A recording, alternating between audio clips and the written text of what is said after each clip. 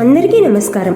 ఈరోజు మనం భగవద్గీత అర్జున విషాద యోగము 32, 33, 34 శ్లోకాలు, వాటి ప్రతిపదార్థాలు, అవి నేర్పే జీవిత పాఠము, వాటి యొక్క శాస్త్రీయ ఆధ్యాత్మిక తార్కిక వివరణల గురించి తెలుసుకుందాం. మరైతే ఇంకెందుకు ఆలస్యం, మరిన్ని ఇటువంటి వీడియోల కోసం, ప్రతి శ్లోకం యొక్క వివరణ కోసం వెంటనే గీతా చైతన్యం ఛానల్ని సబ్స్క్రైబ్ చేయండి. వీడియో మీరు చూడాలనుకుంటున్నారు కదా, మరైతే వెంటనే బెల్ సింబల్ని కూడా ప్రెస్ చేయండి. మరి ఇంకెందుకు ఆలస్యం, మనం వెళ్ళిపోదామా శ్లోకాలలోకి. భగవద్గీత అర్జున విషాద యోగము 32వ శ్లోకము.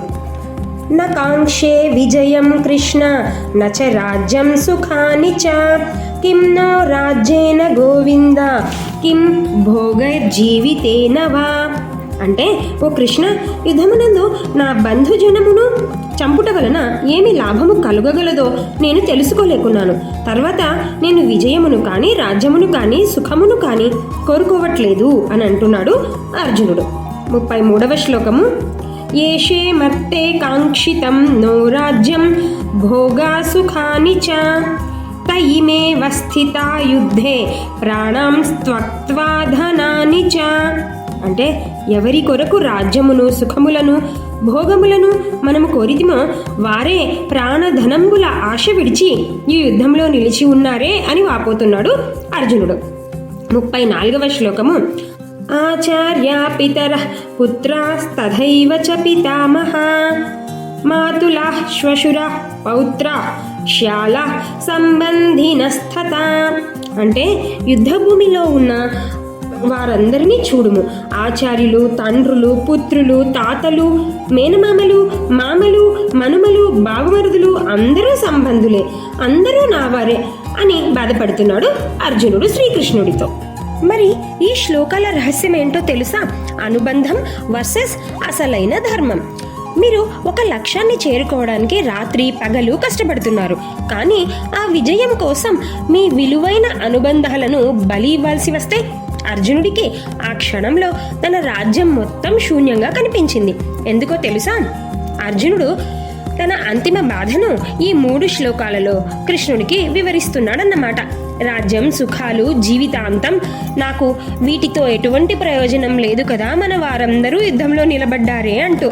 అంటే, దీని యొక్క ప్రధాన సారాంశం, విజయాన్ని అనుభవించాల్సిన మనుషులు లేకపోతే ఆ విజయం వ్యర్థమే కదా.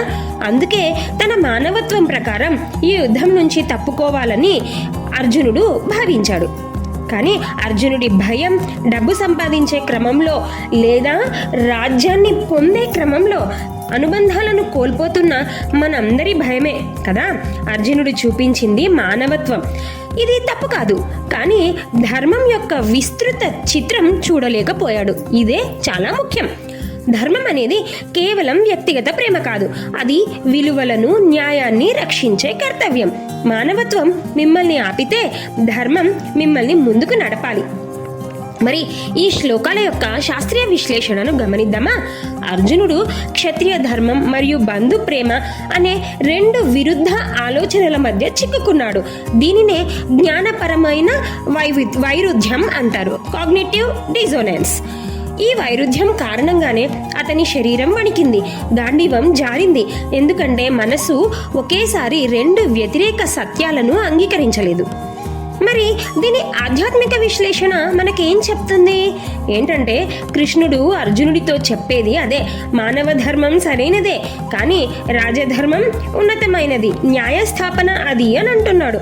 అర్జునుడు తక్కువ స్థాయి ధర్మాన్ని అంటే వ్యక్తిగత ప్రేమను పట్టుకొని ఉన్నత స్థాయి ధర్మాన్ని అంటే విశాల న్యాయం వదిలేయడానికి సిద్ధపడ్డాడు.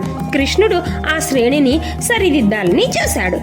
మరి ఈ శ్లోకాల యొక్క తార్కిక విశ్లేషణ ఏంటో తెలుసా? యుద్ధం చేయకపోవడం వలన శాశ్వతంగా అధర్మం నిలుస్తుంది.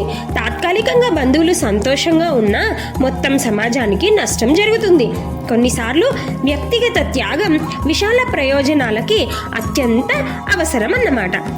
దీనిని ఒక చిన్న కథ ద్వారా తెలుసుకుందాం. ఒక డాక్టర్కు తనకు అత్యంత ప్రియమైన స్నేహితుడికి ఒక అరుదైన ప్రమాదకరమైన శస్త్రచికిత్స చేయాల్సి వచ్చింది. ఆ డాక్టర్ తన స్నేహితుడి మీద ప్రేమతో, వాత్సల్యంతో, నేను ఈ ఆపరేషన్, ఈ సర్జరీ చెయ్యలేను అని పక్కకెళ్తే స్నేహితుడు బతకలేడు. ఎందుకంటే ఆ శస్త్రచికిత్స చేయగలిగే గొప్ప డాక్టర్ ఇతను మాత్రమే. కాబట్టి ఆ డాక్టర్ ఏం చేశాడు, ఆ ప్రేమను కొంచెం పక్కన పెట్టి వైద్య ధర్మాన్ని నిష్పాక్షికంగా అమలు చేయడం ద్వారా, సర్జరీ చేయడం ద్వారా, ధర్మాన్ని ఎంచుకోవడం ద్వారా ఆ సర్జరీలో విజయం సాధించి స్నేహితుడి ప్రాణాన్ని నిలబెట్టుకున్నాడు. మరి ఈ స్నేహితుడి మీద ప్రేమ, ఉద్యోగ ధర్మం, ఈ రెండింటిలో ఏది గొప్ప విజయం కలిగించిందో మనకు ఒక్కసారి ఆలోచించండి కదా. కాబట్టి అనుకోండి, నా మనసు మానవత్వాన్ని చూసిన నా నిర్ణయాలు ధర్మం వైపు మొగ్గుతాయి. నా కర్తవ్యాన్ని నేను నిర్వర్తిస్తాను.